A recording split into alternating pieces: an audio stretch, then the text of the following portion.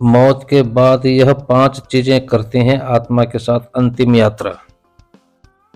कहा जाता है कि व्यक्ति खाली हाथ आया है और खाली हाथ ही जाएगा, लेकिन ग्रंथों के अनुसार व्यक्ति की मृत्यु के बाद भी 5 चीजें उसके साथ अगले जन्म तक जाती हैं। तो आइए जानते हैं मरने के बाद क्या साथ ले जाता है व्यक्ति। आपने अक्सर लोगों को कहते सुना होगा कि मृत्यु के बाद व्यक्ति के साथ कुछ नहीं जाता। जो भी उस व्यक्ति से जुड़ी भौतिक सुख की चीजें हैं वह सब यहीं रह जाती हैं।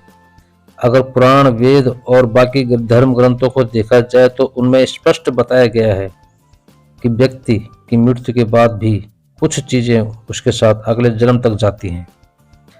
कुछ चीजें ऐसी हैं जिनका भुगतान व्यक्ति को अगले जन्म में भी करना पड़ता है। तो आइए जानते हैं ऐसी कौन सी 5 चीजें हैं जो मरने के बाद भी व्यक्ति के साथ जाती हैं।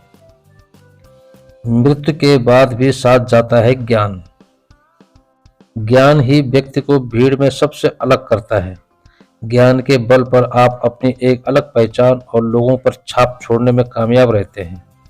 इसलिए अपनी मृत्यु से पहले आप जितना ज्ञान ले लेंगे वह आपके बहुत काम आएगा।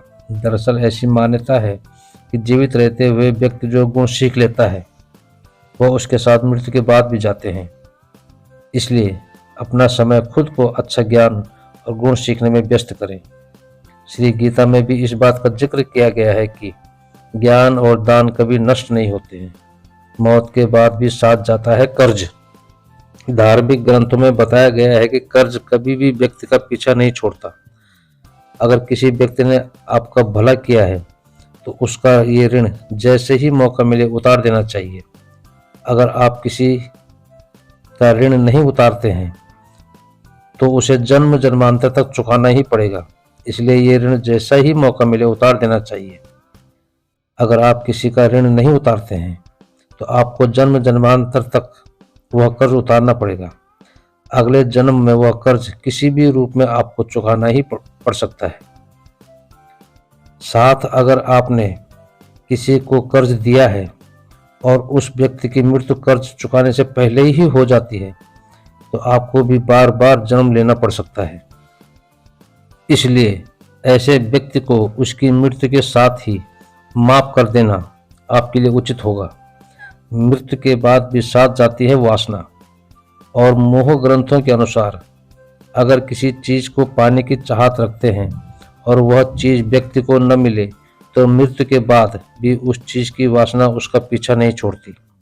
सांसारिक सुखों की चाहत रखना वासना ही है। वासना को लेकर विष्णु पुराण में एक कथा भी मौजूद है। राजा भरत को अपने हिरण के बच्चे से मोह था, इसलिए राजा भरत की मृत्यु के समय उनके समीप हिरण मौजूद थे। मृत्यु के बाद भी साथ जाते हैं कर्म। गीता में कहा गया है कि मनुष्य जीवन बिना कर्म के संभव नहीं है। हर पल मनुष्य अच्छे या बुरे कर्म करता है। मृत्यु समीप आने पर व्यक्ति के कर्मों द्वारा ही तय होता है कि उसे परलोक में सुख मिलेगा या दुख। इन्हीं के परिणाम से अगले जन्म में अच्छा बुरा फल प्राप्त होता है। कर्म 7 जन्मों तक व्यक्ति का पीछा नहीं छोड़ते। इसका एक उदाहरण महाभारत में भी मौजूद है। बाणों की सैया पर लेटे हुए भीष्म ने भगवान कृष्ण से पूछा कि मुझे ऐसी मृत्यु क्यों मिली, तो भगवान कृष्ण ने उन्हें 7 जन्म पहले की घटना याद दिलाई। 7 जन्म पहले भीष्म ने एक अधमरे सांप को उठाकर नागफनी के कांटों पर फेंक दिया था। कर्म मनुष्य का कभी पीछा नहीं छोड़ते।